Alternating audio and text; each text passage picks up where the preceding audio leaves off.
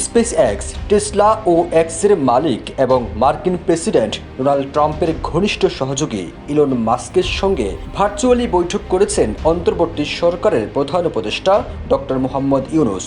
এমন খবর ছড়িয়ে পড়ার পর বিভিন্ন মহলে প্রশ্ন উঠেছে, বিশ্বের সবচেয়ে সফল এই উদ্যোক্তার সাথে কি নিয়ে আলোচনা করেছেন প্রধান উপদেষ্টা। জানা গেছে, দেশি বিদেশি বিনিয়োগকারীদের আকর্ষণ করতে চলতি বছরের এপ্রিলে বাংলাদেশে আয়োজন করা হবে আন্তর্জাতিক বিনিয়োগ সম্মেলন, আর এতে যোগ দেওয়ার কথা রয়েছে ইলন মাস্কের।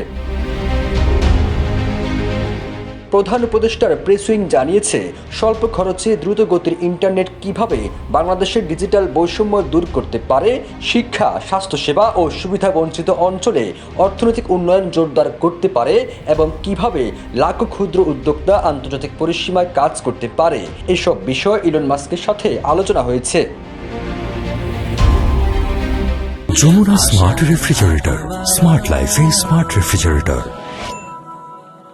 ডক্টর মোহাম্মদ ইউনূস বলেন, স্টারলিংক সংযোগ বাংলাদেশে চালু হলে নতুন সুযোগ তৈরি হবে এবং বিশ্বব্যাপী ডিজিটাল অর্থনীতির সঙ্গে বাংলাদেশ আরও ঘনিষ্ঠভাবে একীভূত হবে। এখানে স্টারলিংক হবে গ্রামীণ ব্যাংক এবং গ্রামীণ ফোনের একটি সম্প্রসারিত অংশ, যা গ্রামের নারী ও তরুণদের বিশ্বের সঙ্গে সংযুক্ত করবে।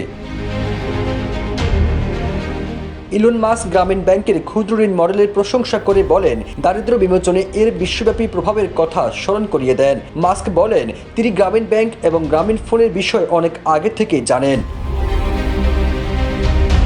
বৃহস্পতিবার বাংলাদেশ সময় রাত 9টার দিকে ইলন মাস্কের সাথে এই ভার্চুয়ালি বৈঠক হয়, আর এই সময় ইলন মাস্কের পাশে ছিলেন মার্কিন প্রেসিডেন্ট ডোনাল্ড ট্রাম্প। প্রেসিডেন্ট হিসেবে দায়িত্ব নেওয়ার পর মাস্ককে যুক্তরাষ্ট্রের সরকারি দক্ষতা বিষয়ক বিভাগের দায়িত্ব দিয়েছেন ট্রাম্প। এই বিভাগের মাধ্যমে সরকারি ব্যয় সংকোচনের লক্ষ্যে কাজ করবেন বিশ্বের শীর্ষ ধনী ও এক্সের মালিক ইলন মাস্ক।